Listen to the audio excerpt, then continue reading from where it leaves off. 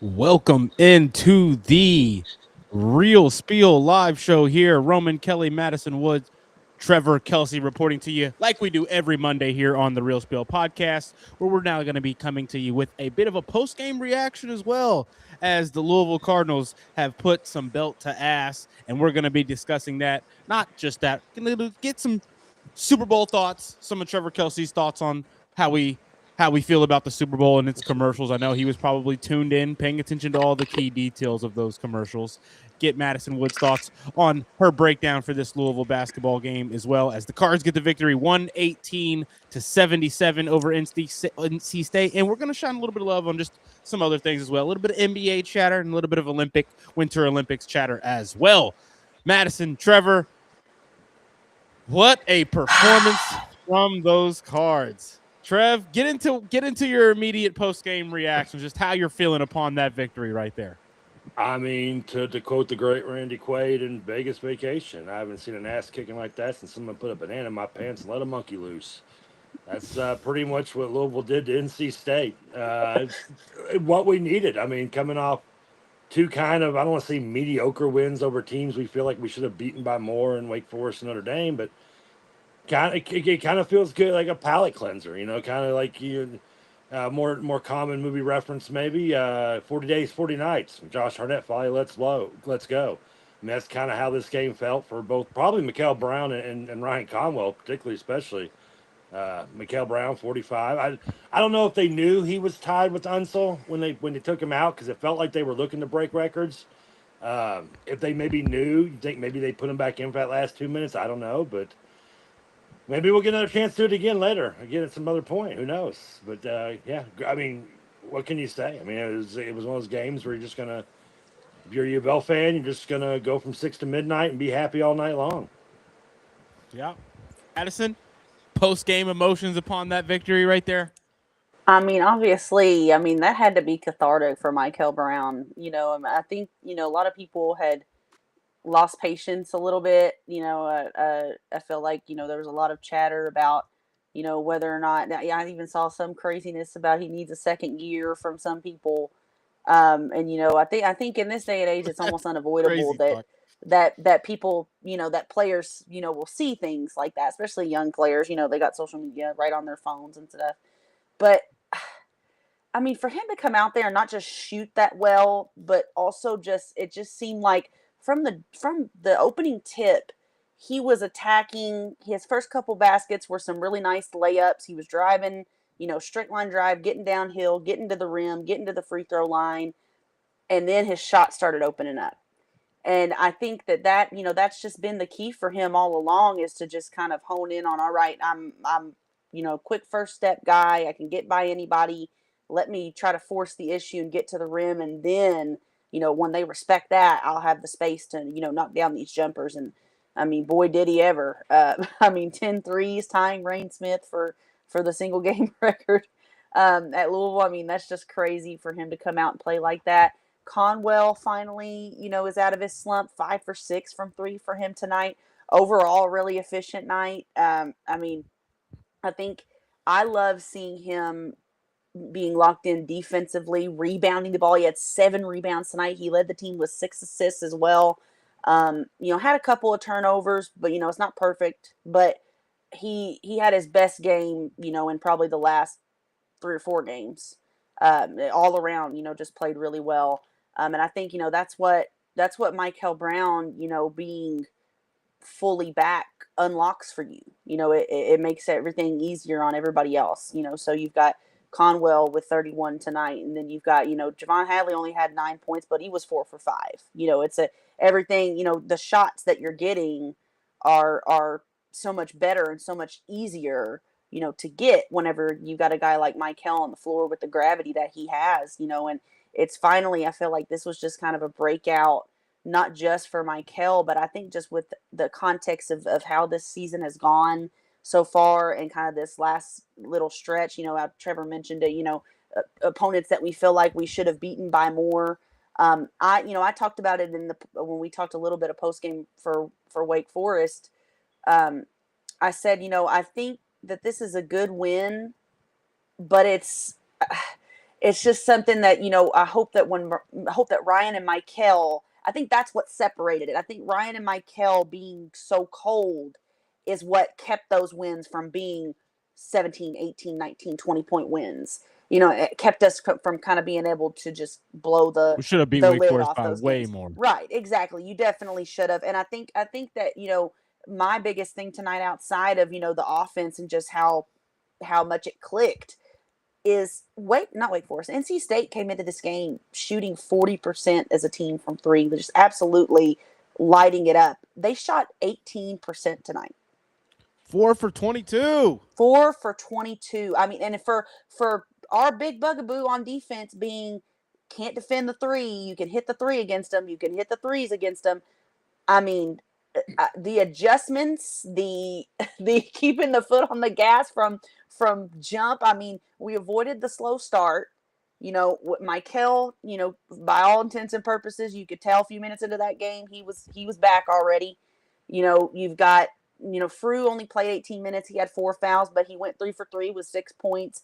I think he played some nice defense. Like I said, it's we talked about it, a couple games ago too. It could be with our front court, with the depth that we have, and like depending on matchups, it could be any given night.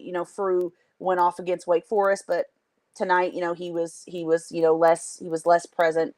I think he was a victim of a couple of silly calls, a couple of bad calls, in those 4 fouls. But again, when you've got Michael going off, and when you've got a night when your backcourt, and specifically, that aspect of the game is really going well, you don't need Sananda Fru to go for 12 and 12 or Good point anything there. like that. So yeah, I mean, I think we saw tonight, I think, just the potential of this backcourt. I think that's what really all season we've yet to really get to see that, whether that's been due to injury or due to sickness or due to, whatever the case may be. It's just, shooting slumps. I feel like finally tonight we saw just how dangerous this backcourt can be. And even Isaac McNeely, like, I got to give him his flowers because he didn't go off tonight. I mean, you could see the box score, but he went Had a in there great and was first half. mixing it up. He was playing defense. He was getting in there and boxing out. He was getting up and going up, getting 2-hand rebounds, things like that. So when he plays that way and makes a concerted effort like that, I mean, you've got just another year that this team can get to as well, because I mean, this team really just is all about that chemistry. If Michael Brown, obviously he's not going to score 45 every night. This was, like I said, a bit of a, it was an offensive explosion for him for sure. But it just shows what this team is really capable of. Because again, you talked about the defense, particularly the 3-point line. You talked about, I mean, they only shot 41% for the game, did NC State. You talk about they had 10 assists as a team. The Copeland had 36 assists over his last 3 games, 10, 16, and 10 by himself, 36 assists. And tonight as a team, they only had 10. So I think that we just did a really good job just honing in from beginning to end on what they did well and what we do well, and just executing a game plan. I mean, in my opinion, it's the most complete, well executed game I've seen since Pat Kelsey's been here. That's my opinion. Trevor, what do you think? I definitely agree with that this year, particularly, especially. Yeah, I agree, especially offensively. And I want to piggyback on a couple of things. She said, one, the guards being aggressive and playing downhill is something I've asked for. And when they do that, and listen, Louisville's going to take their threes. You have the stats up there, but I'm not gonna lie, I don't have my glasses on. I can't read those stats on my scrolling key on my phone. It's too small for me. I don't have my cheaters on. You'll get there too one day. I guess, well, Madison already is. She's wearing glasses already. I'm a glasses 24/7. Yeah, I need to be more often than not. Somehow I passed the driving test side exam on my driver's license. That says a lot about the state of Kentucky, if you ask me. But that's without glasses. That said, yeah, I mean, when Louisville's guards, especially, I mean, tonight, when NC State obviously was giving Conwell and Brown a lot of open looks on the perimeter, and a lot of that is because they were being so aggressive and playing downhill. And when Louisville's guards do that, it just opens up the 3-point opportunities, just better opportunities. And you saw what Louisville can do when they take advantage of that now. I know that, like she said, we can't expect Michael to score 45 or 40 plus every game. The fact Louisville's had, I think, 5 guys ever do it in school history, and no one's ever done it twice. And the last time before this would have been Russ Smith, I think, against Houston in the whatever conference we were in at the time. Yeah, 2014 at the AAC. It was in March of 14. I know, because I was at my grandmother's wake watching it. So I never can forget that game and him dropping the 42 on Houston. So, but it was memorable, and this is going to be memorable as well. I mean, I mean, it's kind of a historical night to talk about for Louisville fans and one to enjoy, but it's also kind of one of those games that I mean, with 10 minutes to go, this game was over. NC State tapped out. Louisville's everything from that point was kind of. I know Pat Kelsey said we're going to play 15 like minutes to go, it was over. Yeah, almost. You're not lying there. Well, I mean, what are you going to do? What are you going to do besides wave the white flag whenever there's 9 minutes in the game and your opponent's got 90 points? Yeah, I mean what are at you that gonna point do? they'd already been waived, I think, and tapped out. I mean, they didn't give up to the point where they were, not going to try, but they knew the game was over. We knew at that point it was just kind of all for fun and stats for us, and we took advantage of it. I believe not. We talk about Conwell. What I don't know his final stats were. 35 or something. 34. He had 31. He was 31. 10 for 14, 7 rebounds, 6 assists. But him being so aggressive, and you mentioned Fru as well.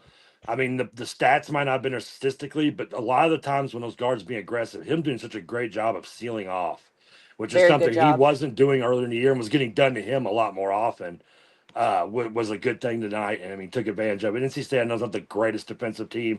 They want to play up and down and fast, but you know what? It's still a great game. Now it's done. I mean, it's kind of like in a kind of a similar way. Like I said, 10 minutes to go, we're just kind of blowing them out. And it's fun. It's kind of like in a game you get blown out like Duke. This game was great, but you can take maybe about quarter of the game out of it for what was, not giving up, I guess, and putting the throw to them. But it's kind of ready now. Look over and face Baylor in a week, which we kind of want to play them tomorrow, right? I mean, you don't want to play them now. And I'll have to go with Saturday. And which, by the way, what nothing says romantic like taking your Valentines to Waco, Texas. I just wanted to say that. Yeah. Any guys out there looking? And we Whoa! I just got. I don't know why. I literally got a phone call and it says from Cuba. What you get into? I think I don't know if I got knocked off or not because of that. There's a few things I want to say about this. Obviously, like Trevor just mentioned, there's only you can't take away too much about what we did from start to finish when you had such a large deficit for so long. However, the way in which we got there, Mads, it was impressive. Like, we were really from start to finish in this game, but definitely until the point we had the run established and we were ahead by a wide margin. We took great shot after great shot. We got into the lane with every dribbling movement that we had for the most part. There was not a lot of 3-point shots or possessions where the ball stayed on the perimeter from a very long time. And we weren't as rushing. we led into that run. And we weren't rushing. A few possessions where I didn't think we were going to get a good look, and we were did. going deep into the shot clock. Yeah. When you saw Michael get going early, though, you kind of knew it was going to be a Michael game. You knew if they were going to either start running him off the line, he was going to start getting downhill and have a bunch of free throws in this one, or he was going to stay hot.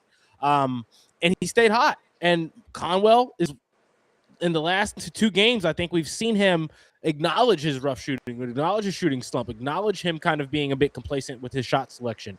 And he's now been a better overall offensive player in these last 2 games with his shot selection for the most part, because he's not hurting us in any way. He started to hurt us a little bit before these last 2 games, and you could kind of feel it within the offense as well. He was creating for others. He was getting by his man.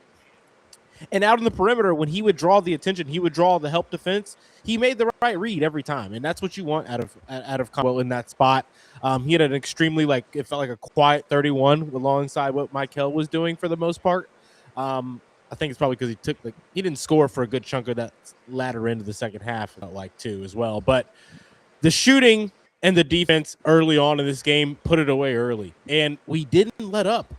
I mean, scoring 62 points in the second half in a game in which you went into that second half already up 20, that you don't see that very often in college basketball at all. Well, we would do that with 2 players scoring too in that last 8 minutes and making them, Trev. But we were making them. I know. We were finally making those open threes. Gotta make them, because they were great shots. I mean, we haven't always been making them the last few games, at least in terms of Brown particularly. So, yeah, I mean, he was due to this kind of game. We didn't think he'd blow up like this, maybe, but he was due it. Hopefully, he didn't leave the whole load on the court and has some left for Valentine's Day. But, I think he will. But, we can't expect 21 assists. 21, and only 2 of them came from Michael Brown. Only 2 of them came from Michael. And something I don't know, before I got cut off by I was getting a phone call from Cuba that I had to reject. I'm assuming can only be spam, but who knows? So I had to put my phone on Do Not Disturb and got back in on here.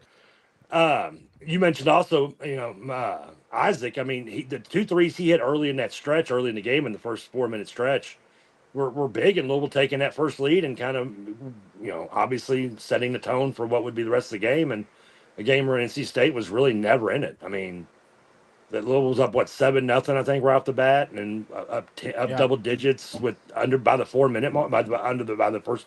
After the first 4-minute segment. I mean, I don't know if NC State, when was the last time statistically they were within single digits of this game? Was it 16 minutes in the first quarter? Yeah, I remember. Yeah. Yeah, I mean, exactly. Nor can I. I mean, that's where short-term memory does kind of maybe a bad effect on us all, but that's nonetheless. Yeah, we led the game for 39 minutes. We led the game for 39 minutes and 27 seconds. Oh, they led? I don't remember them ever leading. They never did. We were tied for 33 seconds. No, I'm saying we led for 39 minutes and 27 seconds. They never led. Yeah, I was going to say, I don't think they ever led. It was start to finish Secretariat style. So, I mean, and NC State's like a wake-up call. It's the big game for Louisville. Obviously, this is what I would have to say easily our best offensive overall performance. I mean, statistics aside, even prove that. But also, this is the second best team we've beaten next to Kentucky all year. And It's a game sure. we don't have few and far between to do, and we've got North Carolina still, I know, coming up. So this was a game Louisville really needed for all those quad nerds out there that want to talk about quad ones and quads twos, and so I don't know. It took me 3 years to pass pre-algebra. I don't know what the hell how the quad system works, but I do know NC State's a good team. I don't have to be an algebra genius to know that. They're like right outside the Like top Mads 25. mentioned, I think I read they're like one of the top 3 teams that were left out. They received like 31 votes to make the top yeah, they 25. I just mean, got pushed they back were up on a little bit. heater. Yeah. I mean, 6 straight wins. The Copeland especially had been playing really, really, really well. But I mean, Louisville just took them out of their game The Van tonight. But they were Hooven just Lubin like us kid going into had been this playing season. well as well. Going into this game, they were just like us, so they beat all the teams they were supposed to beat. They got beat by Houston. They got beat by Kansas, I believe. I'm pretty sure I don't think they have a quality win under their belt. I mean, I know ours was only Kentucky, but still, now I would count this as a quality win because I think they're kind of that second, level with us. And we've got to now just, hopefully get revenge on Virginia at some point and beat North Carolina. But that gap still for Duke is just, I mean, like, I mean, I'm still worried about Duke. It's there. But, we've got a chance with North Carolina and Clemson to have good teams alongside the NC State team. I mean, I didn't think it would look like this. Nobody thought it would look a victory like this. No. And I don't want to Debbie down on any aspect of this. Michael Brown had 45 points shooting 14 for 23 from the field with 10 threes. Pat Kelsey's offense has, in 2 years now, created a player that has surpassed the record for threes in a game, and a player has now matched that record as well. That's insane. Like that's ridiculous. Crazy. But with that, Let's with keep that in being mind, though, said, Debbie Crum refused to coach a 3-point line until like 94. NC State lost to Kansas in overtime by 1, by the way. True. And they beat With Clemson. This being said, though, there is a little bit of an aspect in me that's like, extremely hot shooting, which we haven't consistently done, got us lead that put this game away early, right? I'm not trying to I can't let myself believe that's just what we are now. That's just Louisville basketball now, I need Michael to go and continue to have these performances with the shot selection and the efficiency. I'm not saying the number of shots, right? I don't expect Michael to shoot 23 shots probably the rest of the season unless it's a close game situation against a really good team and it's right there. Like we need him to continue, like you said, to use the phrase you mentioned earlier, pressing the U. But I still have this little bit in me that's like, okay, this is what we needed. This is us getting the job done, going above and beyond to get the job done. Michael and Conwell getting out of their slumps, all things that have happened. With that being said, though, I still want to be realistic about what we still are at this very moment. And that's a team that we have now seen can get extremely hot on any given night, which was we were kind of waiting for that any given night to present itself again, right? We'd kind of seen us get hot for moments, and we've been telling ourselves we can get hot on any given night, and we're the kind of team that if we play our best ball, we can beat the best of the best on a hot shooting night. That's what we displayed tonight. However, I'm not going to sit here and say we didn't grind out some really tough victory and display things we haven't displayed all season long other than extremely, extremely high-level shooting, which was the expectation. We really need NC State to not – I mean, just because we beat them down tonight like the fat guy in Shawshank, we need them to bounce back like Kentucky has, and that will help because we don't want them to be like, oh, crap, look what they just did to us, now we're going to suck. Because then when all said and done, you look back at it come, Selection Sunday and seating-wise, you look at it go, oh, they just beat the crap out of a team that was a paper line or whatever anyway. So I tell you one stat, I don't know, unless you brought it up when I got my little bump off and got back in, that really, I don't know what the final number was, but I want to say when I last looked at the scoreboard, they had only 4 offensive rebounds. NC State did. They had 1 at halftime. I know that. That right there is a stat that makes me excited. Final number was 6. Louisville has been struggling all year, giving up second, third chance points. That's one of the reasons why NC State also had struggled with 3-point line. A lot of those threes they like to take are coming off offensive rebounds. Points. Yeah, everybody knows that's when you get your best look. Best time. An example of that. So, Louisville, I don't know what the final number was. You can look it up, but I think Louisville, I know they didn't have, I want to say they only had maybe 5 or 6 offensive They had rebounds. 6.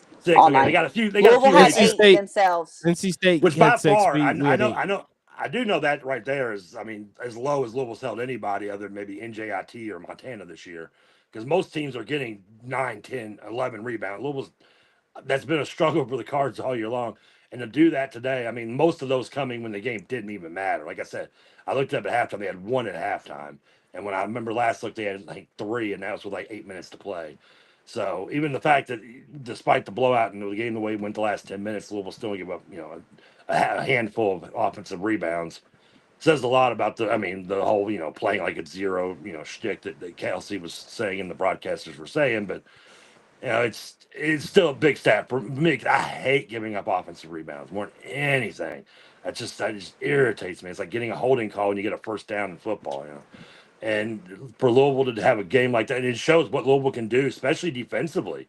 That when you're not giving up second and third and fourth chance points to a team is what I mean. What you can, I'm not saying you're going to beat them by 40 or whatever, 30, whatever Louisville did, but you're still going to get a good win, and you're going to be a lot more good quality teams when you do it. Hey, and Kason Pryor, I got to give him a shout out because the stats don't ever tell the whole story, especially with this dude.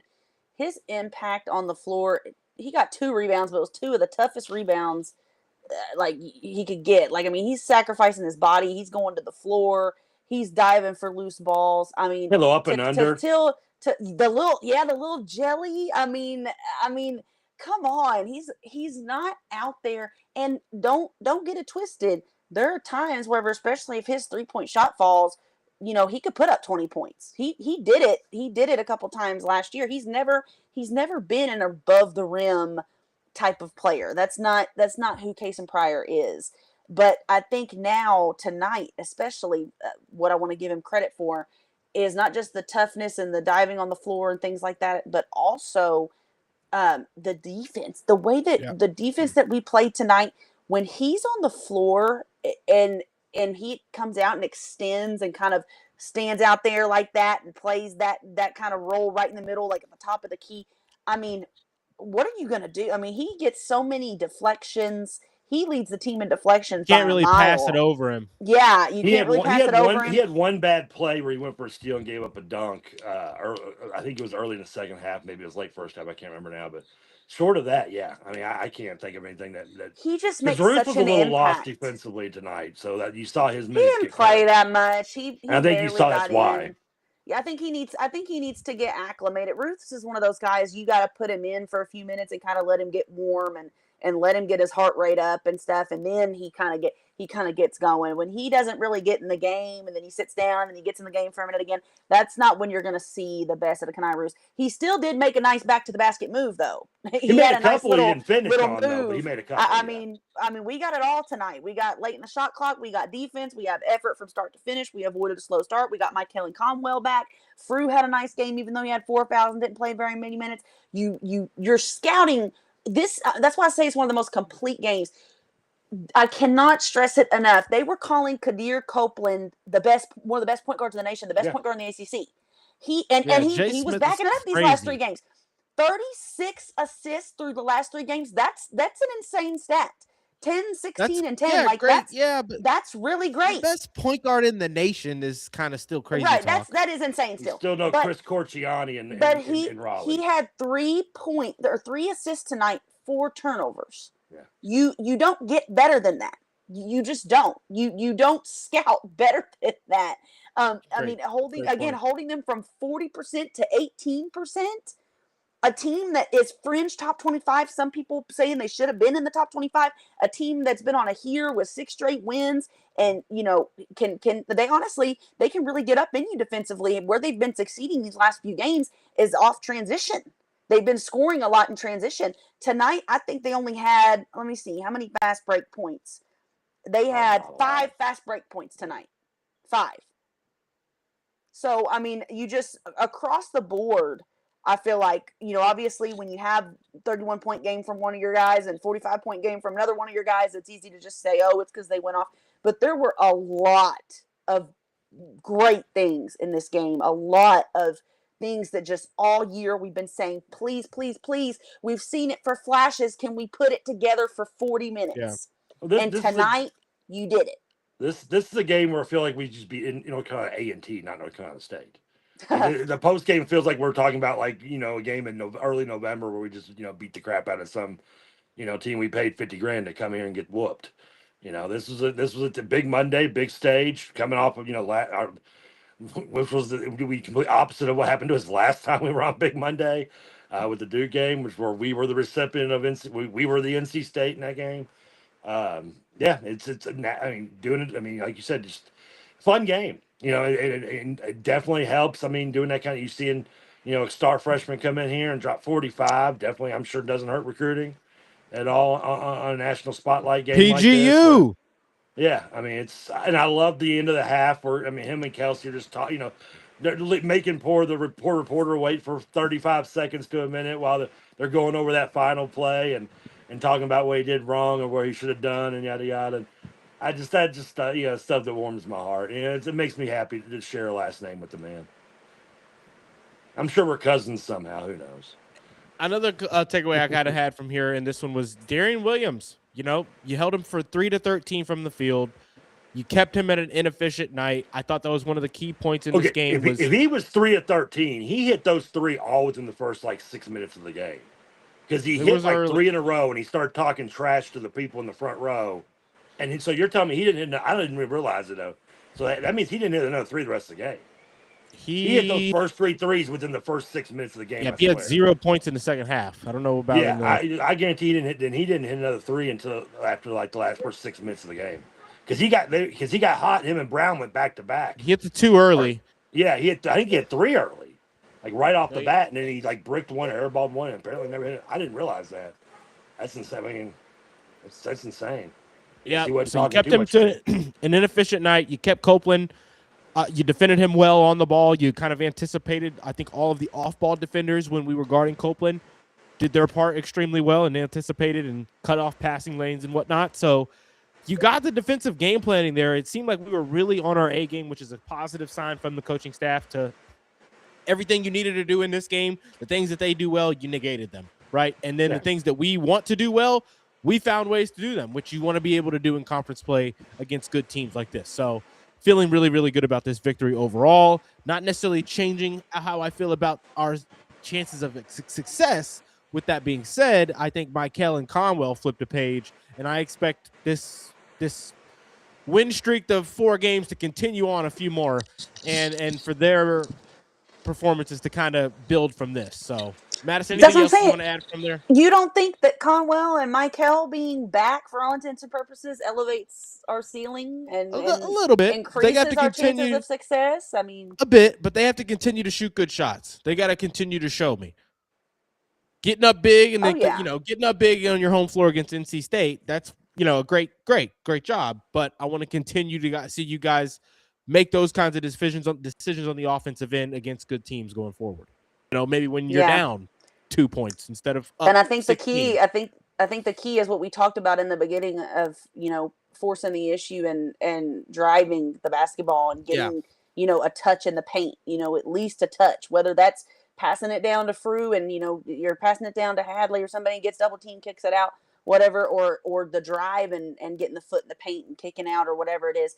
I think that one thing I wanted to say about Frew before we, you know, kind of pivoted was Frew is finally like starting to dunk the ball even in traffic. Like he's going up with 2 hands and he's dunking the ball. Good. Like those are things like no matter who we're playing, you want to see those things. Like they're that's what I mean. Like there's certain things that you can look at, like, sure, you know, like I said, Michael had 45, you know, that's the headliner, you know, but when you look at like the intricacies of this game and you go back, and as I'm sure we all will, because we're psychos, and rewatch it and rewind it and rewatch it again, we're gonna see even more. Yeah, you know, I'll probably feel totally different in the morning. Like this is a Final Four team. Because I feel like you're still a little bit. I'm not trying to say that. I'm not trying to go that far. I know. I'm surprised I'm not more like, oh my God, what the fuck? I can't believe we just did that. But I also am like, you know, I felt like Michael was due for a performance like this. I thought this was a kind of a good matchup for him to get these kinds of shots off, those good in rhythm looks. And he hit him. He made him tonight. Conwell was the one that's like, oh, thank God that Ryan Conwell is back to shooting like that, taking good shots like that, and creating for others like that. When Conwell's doing his do it all as that true combo guard that he is, that's when the offense is being raised. He's finally utilizing his his offhand finishes, driving and things like that. He's like driving you right. can do those he's driving things. right now. Drive the basketball. You can use both hands. You have the ability. You're kind of a bigger guard. You're a little bulkier. You've got some heft to you. Go in there, use your shoulder, get in there, get to the free throw line, things like that. And that's what I love to see. I love these last couple of games, even though he was still in a shooting slump the last game. Because the shooting slump lasted like 3 or 4 games. He still was making it a point to drive the lane to try to get to the bucket. And I think that's what's just going to unlock all the rest of this, because the paper and the film and everything's already out on Louisville as far as what we want to do, which is shoot a million threes. So if we get now into the point where we're like, okay, let's adjust. Let's start driving more. Let's go deeper into the shot clock. Let's utilize a 2 big lineup. Let's do this. Let's do that. I think that it not only, obviously makes it harder on other teams to kind of hone in, because then you actually get to that style that PK wants to play, which is that freedom of movement. Don't really have to draw up a lot of plays, because it just does it itself. It works itself out. The ball will magically work its way around if you make the extra pass, if you make the hard cut, if you set the good screen. So I think, those kind of things are finally kind of starting to, like I said, just the chemistry. I think that those type of things are something that you can, besides just the stat sheet, besides the score, besides Michael going off, I think that there's things that you can kind of pick at and be like, okay, we haven't done these well, even against teams like Notre Dame or teams like Wake Forest. And we knocked it out of the park against a good team. NC State's a good team. They can beat anybody on any given night, which I think in college basketball now, that statement rings true more than ever. There's much more parity in college basketball. There's much more, unknown in college basketball. There's much more Portland just beat freaking Gonzaga a few nights ago. Portland beat number 6 Gonzaga. So, crazier things have happened than Louisville basketball dropping some games, especially when you're down your lottery pick. And I think he proved again tonight. Thank goodness, because I hate seeing the slander. He proved again tonight why he's that lottery pick. I'm trying to think if I can think of any Portland basketball alums other than Greg Anthony went there before he transferred to UNLV. But outside of that, I can't think of anybody Portland producing anybody in the NBA off the top of my head. I'm gonna be mad if there's somebody I'm forgetting. There's one I'm thinking of. I mean, I know. I think Greg Anthony was started there, then transferred to UNLV for the last 2 seasons, which was their great seasons in 90 and 91. But I can't remember anybody actually going there full time and being there. But and I don't want to beat not to completely beat the dead horse, but to reiterate what I know you both have said. And again, I wanted to see it anytime when Louisville plays poorly offensively, and that is when the guards are more settling and we play just on the perimeter and we're just, doing the weave and we're just handing it off on the perimeter and not being aggressive. And you saw it again tonight, beating that dead, smack that horse. When Conwell and Brown are aggressive and strong and with the ball and going downhill, they benefit both. Louisville's still going to take threes. When you get down in the lane, you get the defense collapse. This is basketball 101, people. When the defense collapses, you get the kick. That's when you get better open-looking threes from guys that Louisville has, and we have plenty of them that can take open threes. Greg Anthony was taking correct. Off contested threes. There's a few guys I don't mind taking a couple contested threes, but anybody on this roster, and for the most part, the exception of sometimes Faru, even though he's hit a couple, if you're wide open, take it. Maybe not Z-Man. I don't think he's taking. He's the only guy I think that plays that hasn't taken a 3 all year. Am I wrong about that? Sort of a walk-on, maybe. I feel like maybe like a shot clock to avoid a shot clock violation. Maybe. Pryor had the one at Wake Forest where he nailed it. So he hit that. The shot clock shouldn't have a 3-point attempt. He might be the only one. Greg Anthony did play at Portland. Who? CJ McCollum was the one that I was thinking of. I didn't say it out loud. He went to Lehigh. He's Lehigh. Yeah, he's Lehigh. I'll never forget that Duke performance his sophomore year. Yeah, in the first round, 15 seed. I was doing a radio show up at Jake and Elwood's that day. Watching that game, he was Lehigh, wasn't he? Yeah. Oh yeah. Greg Anthony was one. They beat Duke that year in the tournament. Remember? Yeah, 15 seed. Oh yeah. Took him to more. He had injuries issues after that, which caused him to get later in the draft. But underrated NBA player too. I like CJ McCollum. He's a good player. He made me. But yeah, that's if Louisville can continue playing that way. I mean, and everyone benefits from Conway and McHale being able to be aggressive and get downhill. And when McHale's going to go to the free throw line, Conway's going to go to the free throw line. You're going to get through more dunks. You're going to get, I mean, you're going to get even Roof's more dunks. You're going to get. It's just everything is going to be better. When the guards are aggressive, it's like we've got a burger and we're adding cheese and bacon and all the draw great more shit on top of it. fouls. Yes. But when they're playing passive and just settling for threes, we're just eating a soy burger, and that shit sucks. Yeah. You know, and no one wants that. Even vegetarians don't eat that shit. Cards get Well, the they don't. victory. Cards get the victory. They'll have Baylor in their next one Saturday the 14th, 4 p.m. Neutral site, but not really neutral site. It'll be a Baylor heavy fans. Excited about that one. We got Texas Do two-step you coming feel up with them any- at SMU. A little bit, yeah. Any worries on that one? Oh, yeah. Anytime I play Scott Drew pretty much on the road, I'm going to be a little worried, even though Baylor's not played well this year. I mean, they're under 500, I think, in the conference, maybe 500 overall, roughly. They don't have a lot of size except for the G League NBA guy that they just brought in. And I know he's not been playing well if he's even still eligible by then. But so this is another game where Louisville should be able to be aggressive and should – you just got to watch. They've got the two guards, Carr, and I can't remember the other dude's name. I'm about to say Carr's pretty good. Yeah, He's Carr pretty and the athletic. freshman He's they averaging got, almost 20. Booty dude or whatever. They've both been pretty good all year long. The little time I've watched Baylor play, they both looked really good. So, and we saw like what Stanford could do when they had their aggressive wings go against us, and we lost that game on the road. So, I know that was without McHale. Andre Iguodala II is on Baylor's team. What the heck? I didn't even know he had a second. He is a freshman. Is he? Does he play? I didn't remember know watching. I don't know if he plays. He doesn't really have any stats, so I doubt it. I love it. I watched him play early in the year. And he didn't play in that getting game. the age now. I remember that point when you start seeing the kids you watched in college, their kids play. Then you start. The next step is the gray hairs, and you're like, oh fuck. Right now, I'm like, okay, I'm watching Baby Rondo. I'm watching Chris Paul Jr. I watched Rondo when his kid was this age. I mean, I was watching Rondo in middle school when I remember. That's how much older I am, unfortunately. But yeah, his kid's a good. We got to get that kid, by the way. I know it's not to be off topic, but I'm worried about Baylor's size. I'm worried it's an ugly victory. I mean, I'm worried it's an ugly game that you have to kind of grind it out for a victory. You have to battle on the glass. And you're going to have to be prepared to maybe have a weird whistle due to the kind of road environment that you're going to see potentially, and it just being a different atmosphere than what you're used to with the ACC side of things. I think that if you just take care of the basketball and you don't settle for crazy open three or non-open threes and do what we've done these last 3 games and play a balanced offense, you should be able to generate good looks in this one.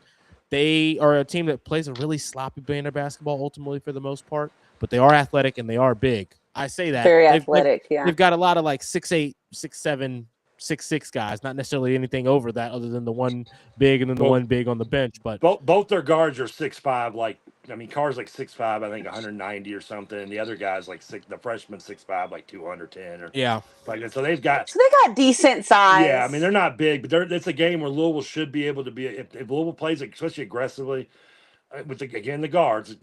Sorry to that horse, Peter's going to be all over me on this one, but the fact that do that and then Louisville's big this is another game where Farouk should be able to be get 8 to 12 points and maybe 4, 5, 6 rebounds and be aggressive.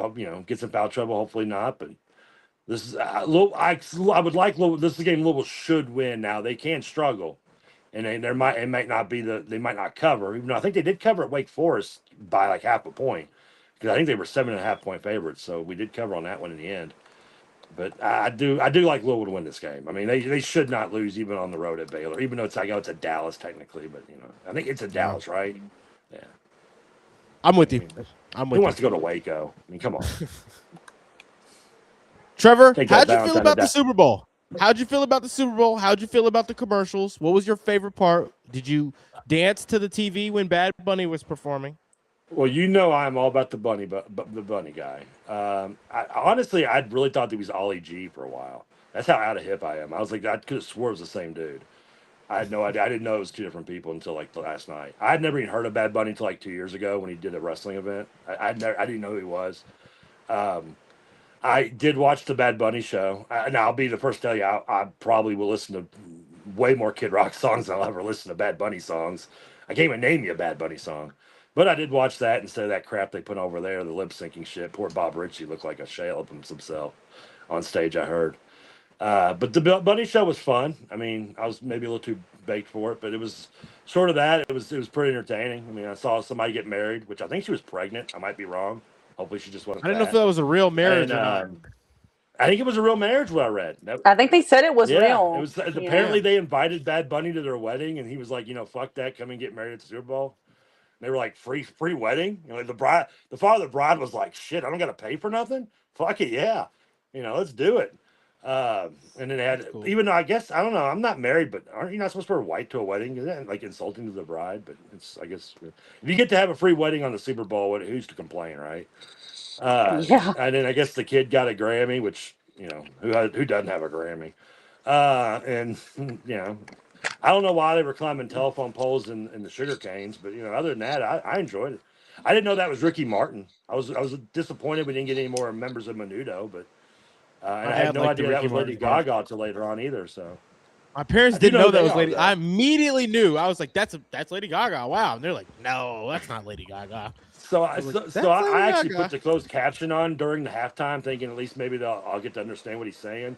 And during the whole halftime, the lazy people at Spectrum speaking in Spanish. That's all it said in my caption. Tell me what they're saying. Yeah, I want to know. I'm like, that's. I mean, isn't that the point? I mean, that's just like. Don't you he hate could be when you like- watch a Netflix show and that happens? Yeah. You turn on the subtitles and it says speaking in Korean. I'm like, freaking put it on the TV. What am I paying you people for? Right. I mean, can't you? It's not like this is 1994. You can Google the shit, you lazy bastards. I mean, do it for me because I'm paying you, but you can do it. I mean, it's Lord, I don't have to. So yeah, just kept saying that. And then Lady Gaga at some point, I guess, said something in English and just started popping up English words randomly, which blew my mind. Yeah, I mean, I like. Hey, listen, I'm all for. I love me some Gloria Estefan. One of my earliest concerts when we saw the Jets open for Gloria Estefan when I was a kid. I love me some Rhythm Nation. What's his name? God, completely Johnny El DeBarge. Love me some El DeBarge and some Billy Ocean. So I'm not shy away from don't let this cracker skin fool you. I got some. I got some soul in me a little bit. I don't have any rhythm, but I know it, and I got the Caribbean and the Puerto Rican in me. I can do the rhythm is going. Hey, kid. I like that. I know it all. It's all good. But He said I can do the. yeah, I can do the head spin, the Axl Rose, Davy Jones.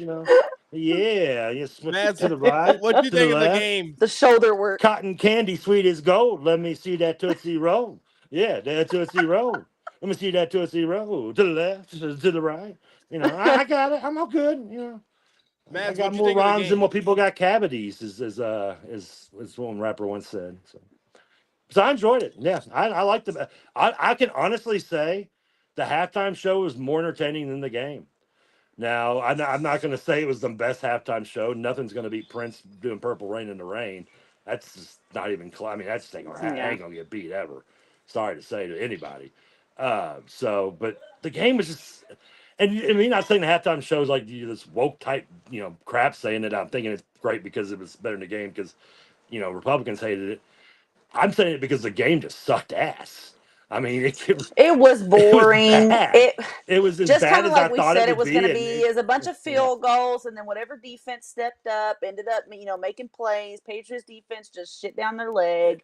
They made mistakes that they didn't make all season. They choked. The Patriots defense, I think, firmly, just completely choked. Sam Darnold, I think he only had like 200 yards, had that one touchdown. He sucked. It was a battle of atrocious offense. Right about him. We're still right about him because he did not win that freaking game. Seattle's defense and their running back won that freaking game. It was boring as hell, and it's so annoying. I don't know if y'all saw the graphic. I tweeted it because it was funny. They had that graphic, because Sam Darnold is in the same quarterback class as Baker Mayfield and Lamar and Josh Allen. And they put the graphic up there with Sam Darnold, and then they had the other quarterbacks. They try to sneak Josh Rosen in that graphic. Hey, now. Right in between Josh Allen and Lamar. They thought we weren't going to see the little Rosen. Where'd he even go? He was pretty high up in that draft, though, wasn't he? He was taken 10th. He was pretty high, He but was 10th. Even when he got taken 10th, he said, "Oh, they're gonna regret not taking me. They made 9 mistakes before me." Oh God, Josh Rosen, UCLA. Let's not forget Josh Rosen was traded the very next year by the Cardinals so they could draft Kyler Murray, which again is not a great move in the first place. You get replaced by Kyler Murray. I mean, come on. I mean, he got traded to the Miami. I think is where I can't wait to see Tyler Shuck next year with the Saints. I think they were starting to put something together at the end of the year. Me as well. I want him to succeed. I want all the Louisville players to succeed. So I'm a Packer fan. I like whenever Louisville players do well. So I want Tyler Shuck to. He plays in the NFC South, not the North. So why do you have to worry about it? I see. I mean, it's NFC South too. I mean, the South is just kind of like like 1A football, really. I mean, so he's got the opportunity. Well, Jordan Love's about to become a dad here in this offseason this summer, so I think he's about to be on one this coming season. So we'll see. Packers Super Bowl 2026. Jordan, spread the love.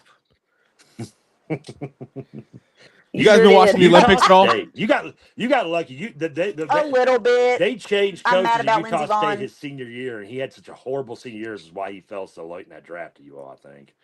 Because they had that his first 3 years at Utah State, they used to run that wide open offense, and then they switched back to their, I think was it Matt Bell was their coach, and he ended up going somewhere, and they brought back their old time Bill Snyder version guy. He was like the wishbone offense for Jordan Love, which is like watching Bill Curry run the option with Tim Couch, just hilarious to do. So congratulations, that's how y'all got him to lead the draft. Otherwise, he might have gone top 10. He should have. Any Olympic watching for you, Trevor? Didn't even know it was happening. What channel's it on? It's the Winter Olympics, dude. Seriously? I mean, come on. I barely pay attention to the Summer Olympics. Yeah. I mean, it's like asking me what's going on in flag football. I mean, come on. I don't know. What's I don't get into it. Gotta watch. I don't get Olympics. I don't get into the. Listen, I love unless you're showing me a movie with Jim Candy in it.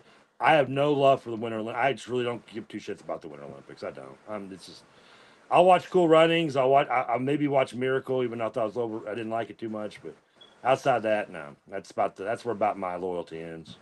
What's going on? Are we winning? Are we doing good?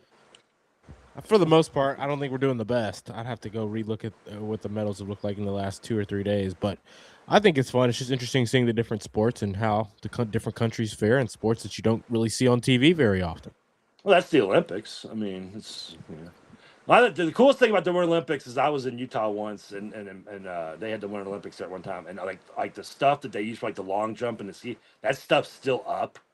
So when you're driving, you get this giant, you can see it's all on the side of the mountains and stuff. It's really cool. And people that are locally tell me that they still use it. You can actually go on the big ramps for the long jumps that they had been, and they do during the warmer times, and you can have a net and stuff. I'd do that. It would have been really cool. I wasn't there long enough to do that in Park City and in Salt Lake City when they had the Winter Olympics there. But that's about the coolest my coolest story for Winter Olympics right there.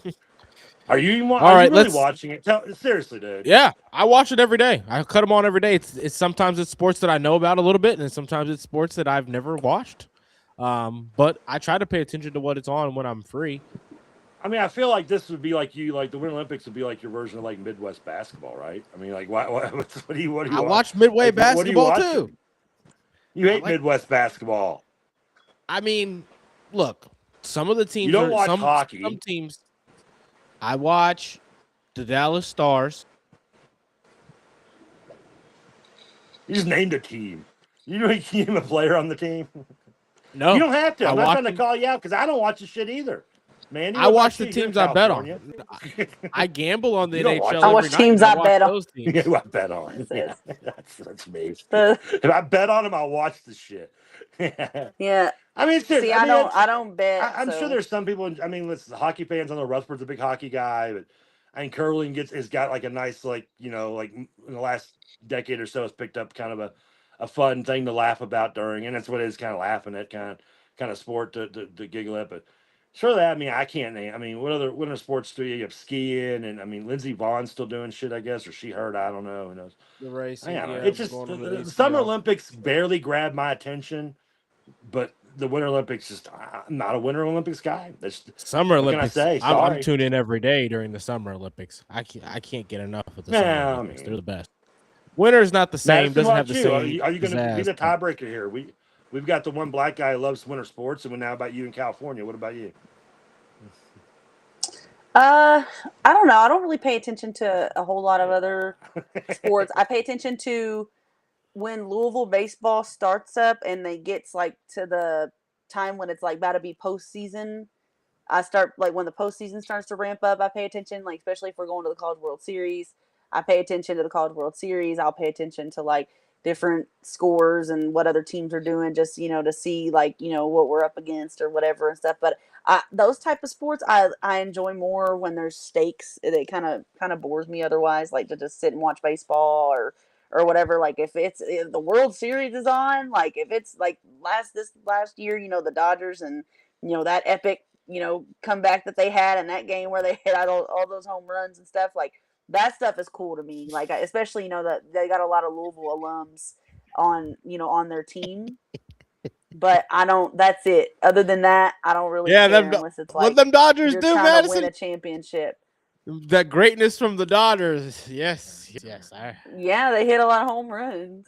Trevor's a diehard Blue Jays Fuck fan. them I wouldn't I'm say Dodgers. not a I hate diehard. the fan. fucking I Dodgers. just Listen, I'm not a fan of either team. The Dodgers are a bunch of 300 payroll. They got to pay $6 billion, and they still have to Yeah, fucking they cheat do. to beat the Blue Jays. We can't get the ball on the wall. We can't get the ball on the wall. You can get the ball on the wall and put it in your fucking mouth. I bet you can, you little fucking bitch. I hate the Dodgers. Fuck them. Will Smith is dead to me. I'm sorry. Goodbye. You have Don't to say earn it that. back to me.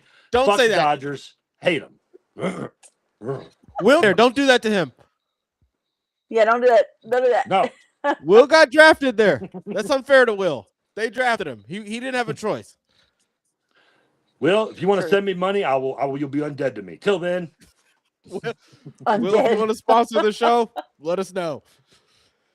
it took Deion Branch a that. decade to be undead to me from after he was MVP against us with the Patriots in 2005 Super Bowl versus the Eagles.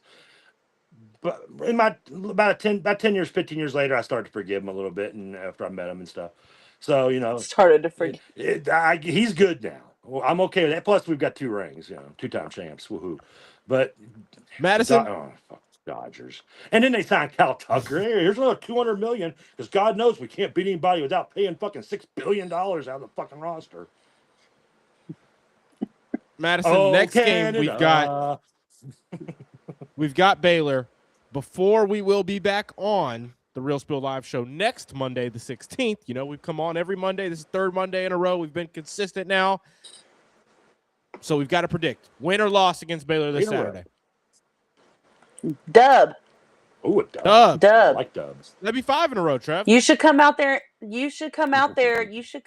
One, you're the better team, not just on paper, but also Baylor's one of those teams, and I think you're kind of seeing it with how Arkansas lately has kind of slid a little bit.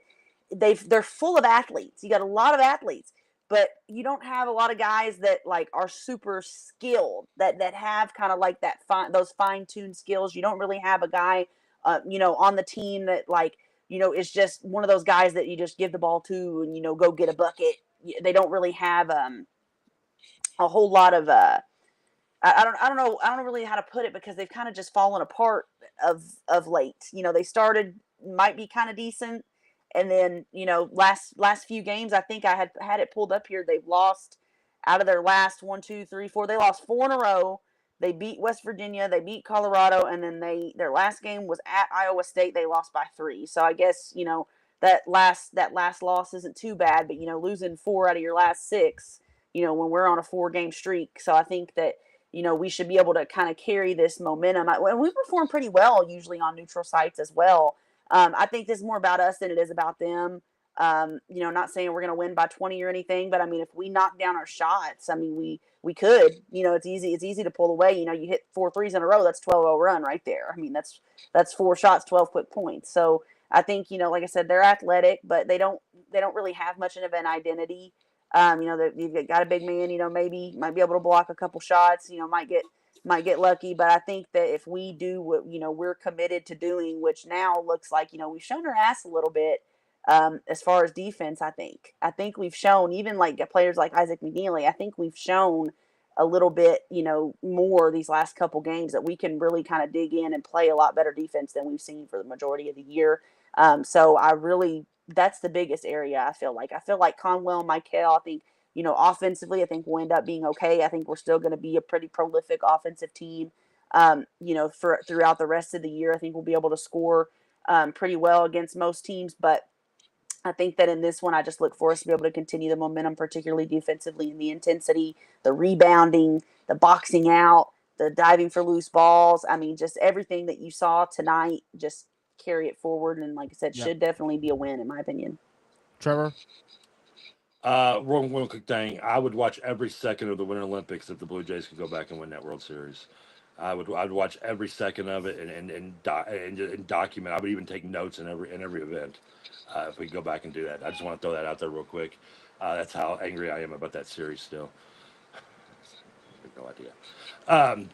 Baylor, this game, I love what Madison said. Agree. I don't think we'll dub them. Even I just love using the phrase dub. Unless when it comes to dub stepping, because that music sucks. But with this, I think this is the game that scares me because, listen, Scott, I know Baylor is just barely worth 500. You mentioned the 3-point loss. Iowa State, I think got swept by Iowa State, both close losses. If I'm correct, they've got BYU tomorrow night. I think at home as well. This will be an interesting game. I'm going to look forward to watching that. BYU, I think, lost like 4 in a row as well. So, and BYU, obviously a team with a very talented individual player on their team as well. I don't want to pronounce his name because I'll probably sound racist. But nonetheless, so that'll be a good game to watch and get kind of an idea of what we'll see with Baylor on Saturday. If you haven't really got a chance to watch, if you're little fans, haven't a chance to watch a lot of Baylor, and don't get it wrong, I don't blame you if you haven't. But they're a team that, hasn't really beaten anybody good. But they are a team that, listen, Scott Drew may not be having a great season, but he hasn't forgot to coach. I mean, he's still a good coach. You're still playing basically on the road against a team that's not going to just roll over and die. And we've seen the last couple of weeks, Louisville. Thankfully, Louisville's been good and has done the other guys, I guess you could call them, outside of our backcourt, has been playing well enough for us to beat those teams, and they should, like not NC State, but Wake Forest and Notre Dame, and some of the games in this streak we've had. But you're gonna need at least Conwell or Brown to play well, I think, in this one, even though their record doesn't look good. I think they're better than some of those other teams that we've played and maybe didn't blow out, but beat somewhat. I don't want to say handily, but we beat okay. We weren't really scared, I don't think, at any point too much. At least, not that we should have been. So, but I like Louisville. I'd say Louisville wins this game by. They should win the game by 13. I'll say they win by 9. I like that. Yeah. I think Louisville gets the victory. I think it's on Sananda Frew to have a big game in that one. We're going to need his presence down low. This is a team that likes to take the ball to the paint a lot. They kind of force it up and kind of try to rely on themselves to get offensive rounds, get those tip outs, to kind of create second chance points. If you can limit that, you should be good in this one as well. And you just got to defend without fouling. If you can defend without fouling and keep them off the free throw line, Mads, like you mentioned, they're a team that is a different identity every other night that they play, right? In the way that they go getting baskets, there's no consistency in it. And if you get up to that lead, you can put them away, right? We've seen them get blown out a few times this season. Once they get hit in the face a little bit, they don't really bounce back all that well. So I think it's just a matter of getting off to a good start, defending the L, and taking care of the basketball, both on the offensive end and on the defensive end, right? So we put everything together for a game. Let's see if we could do it 2 games in a row. That's where I'm at. That's where I'm at for sure. But yeah, that's all I've really got. I think this is been a good stream. We got to reach the hour mark, like where we typically wrap it up here. So we are going to wrap things up. Madison Woods, Trevor, Kelsey, Roman, Kelly have been here live for the Real Spiel live show. We appreciate you guys so much for tuning in and listening. Stay tuned for some other shows. We'll have this one out, the NBA show, the One Shining podcast as well with Will Wigginton and Matt Childress, where they talk about NCAA basketball. I'm sure they'll be getting an emphasis on this game as well if you want to listen to more on the Real Spiel channel. But like, comment, subscribe, retweet if you enjoy, and we will catch you guys here next week and after the Louisville victory this Saturday.